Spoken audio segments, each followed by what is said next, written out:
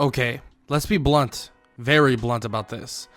Demon Slayers need practically every advantage they can scrounge up, because demons have every single advantage in the book. The only thing they really don't have is, the ability to be out in the sunlight, but frankly, that would be so drastically overpowered that we all know they would just dominate everything. But now let's put this into perspective, right? Every single Demon Slayer fights demons during the nighttime, because that's when they come out. So every single time they fight, the demon always has the advantage. And we even see this in Demon Slayer as well. It's said outright that we fight, or the Demon Slayers fight, always in the advantage of the demons. Now, being a prodigy always benefits a Demon Slayer. I mean, we see a literal 13-year-old Hashira who is extremely strong in his own right. So what would have happened if Tanjiro was actually born a prodigy? Or what if Tanjiro was a prodigy from birth? I mean, just outright, Demon Slayer, at least in his regard or from his perspective, would be far easier. Even when he was young, he would show signs of this talent, and that he was extremely talented in not only fighting, but also actually being able to mimic the dance that his father perfectly could do within the snow. Now, a father that is sickly, someone that is very kind of on death's door, but he's still able to do these amazing dances that we soon figure out to be sun breathing kind of itself. But Tanjiro would be able to mimic this just as well as his father would. And this would tell his father the type of person Tanjiro will eventually be. But Tanjiro isn't raised in a family that needs to learn how to use a sword, that needs to learn how to fight and stuff like that. So he doesn't really get his real progress until he's older. And the unfortunate part of this would kind of be that it still leads to Tanjiro's family being killed and all of the events going relatively, if not exactly the same. But I will say the fight against Tomioka would be a little bit different. It would seem as if Tanjiro is able to learn and react a lot quicker than you could possibly imagine, so he would be able to fare a little bit better against Tomioka, but I mean, it wouldn't matter that much. Once he started training with Urokodaki though, it'd be a whole nother ballpark. I mean, yes, he would pick up on water breathing very quickly, but I could see him actually utilizing sun breathing almost off the bat, and it's all because of his father. And the fact that he's a prodigy, I mean, he could make leaps, absolute amazing leaps throughout this time. He is older, so his body is more of peak condition than if he was younger, kind of like Muchiro. And frankly enough, Tanjiro is on the older side, so he'd be able to be slightly stronger just genetically. But at the end of the day, Tanjiro would breeze through all of the water breathing training, would breeze through all of the training in general, and even if he decided to stay a little bit longer just to make sure that he has a grasp on everything he needs to have a grasp on, it wouldn't surprise me if he was able to awaken that sun breathing and utilize it throughout the rest of the time. And we all know what that means. Once he starts utilizing sun breathing, well, let's just say the final selection, easy. And whatever else is to come, very easy. Or at least the simpler demons are very easy. I mean, we're talking about the hand demon would get obliterated in a matter of seconds. And most of the demons that he comes across, leading him to meeting Zenitsu and Inosuke, would be easy work. And there's even an argument to be made that Rui would be easy work as well. Because at the end of the day, Tanjiro utilizing and understanding sun breathing as quickly as he would, well, it would set him up leaps and bounds beyond many other people. Now, when they get to the Hashira mansion, well, the training there would be even more fruitful. But keep in mind that yes, he would begin training with maybe even the other Hashira, maybe even someone like Rengoku in the future. But the big issue that kind of lies here is that everybody sees the talent that Tanjiro has. So there's a good chance that Tanjiro actually is excluded in some of these missions that he would normally go on. Yes, I have seen other people's what ifs, and I've thought about this myself too. If Tanjiro was put in a position where he was maybe Hashira level, which he would definitely be at this point, yes, he might not qualify to be a Hashira at this moment, but he would be Hashira level. He would definitely be sent off to certain areas that needed attention from somebody of a high standard. So there's a good chance that Tanjiro doesn't get sent off to something like the Mugen Train or even the entertainment district. Yes, this would be a scary thought because that would probably lead to some very, very drastic different changes in the story.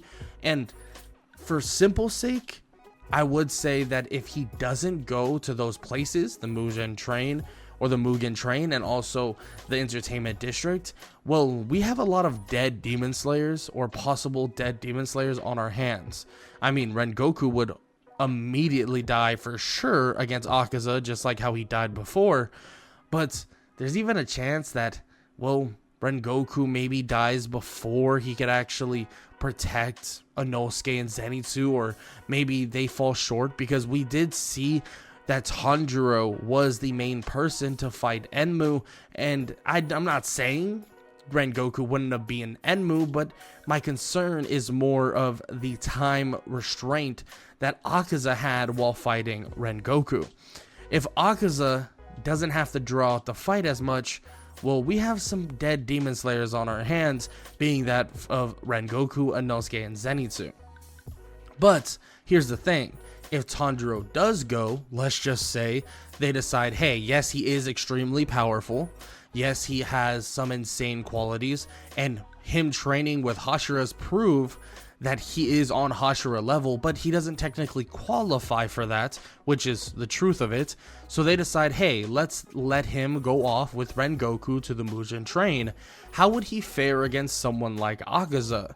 Now, yes, he is a prodigy, but the issue with him being a prodigy from birth, and well, getting into this development, is the fact is he might have been a prodigy from birth, but he wasn't necessarily training from birth.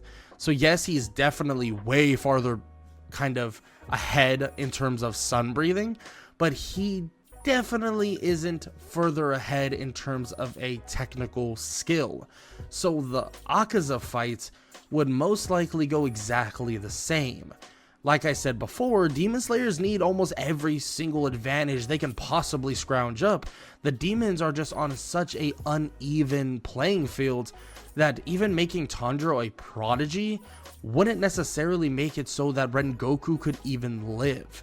Maybe Tanjiro and Rengoku would go head to head with Akaza for a little bit, but it would be obvious that Tanjiro's inexperience would definitely hurt him in the long run. I mean, at the end of the day, he hasn't been a Demon Slayer that long. But this experience against Akaza would 1000% help in the entertainment district. So like I said before, unfortunately our good old Rengoku would 100%, in my opinion, still end up passing away, even though Tanjiro is far better and is a prodigy from that birth. Now, when he would take on the entertainment district, it would be a whole different ballpark, because the awakening of the Demon Slayer mark would absolutely send shockwaves throughout everywhere. And I don't mean this literally, but at the end of the day, that Demon Slayer mark would put him way above the other Hashira with him, being that of Tengen, and they would easily be able to take down both Daki and Gyutaro. And yes, you have Inosuke and Zenitsu there, but those four together, with a powered up Tanjiro, someone that's better, not taking on the skill level of someone like Akaza, well, you would see Daki and Gyutaro fall. I mean, we saw how reliant Daki is and how a powered up or ramped up version of Tanjiro was going pretty well against her, or was doing pretty well against her. And we saw that Tengen dominated the fight against her initially, And this Tanjiro is way better, in my opinion, than Tengen.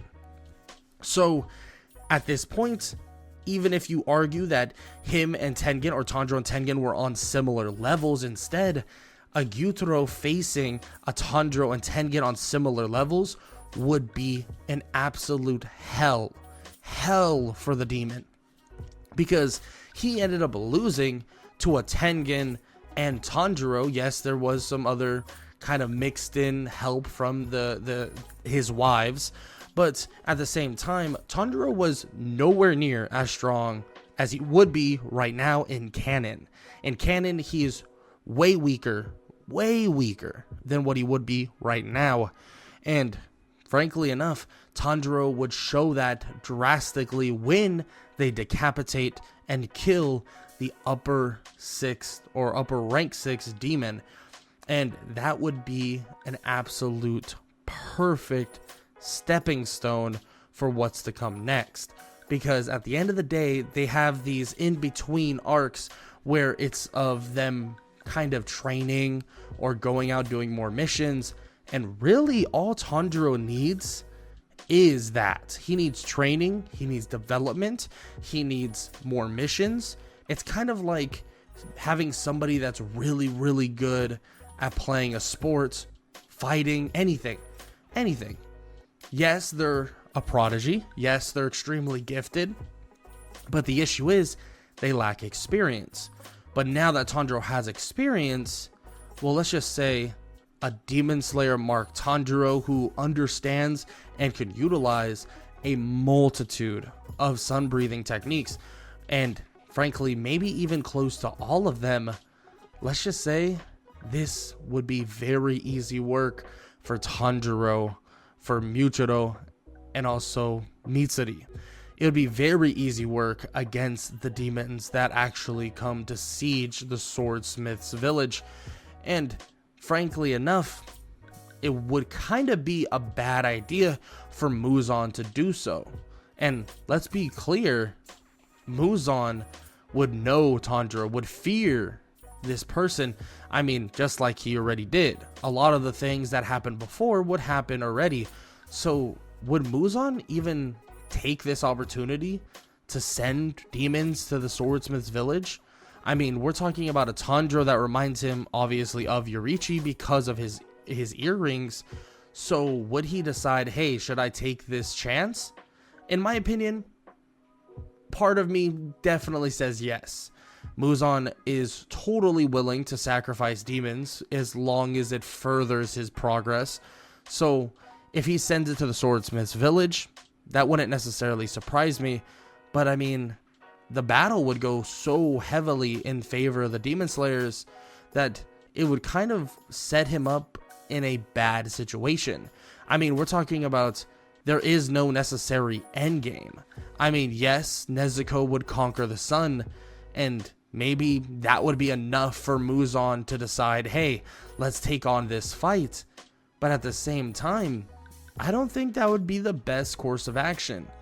At the end of the day, if Giyu and Tanjiro take on Akaza again, a prodigy Tanjiro that now has the Demon Slayer mark, and arguably making everybody else gain the Demon Slayer mark, well, let's just say it would go a lot better in favor of the Demon Slayers. I mean, they already won in canon. Now we're talking about a fight that is far more into their favor, with a Tanjiro that is far more technical, far stronger, and just far better in general.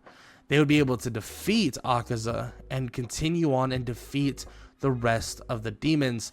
I mean, there would be no change with Shinobu and her poison. There would be no change with Lady Tamayo.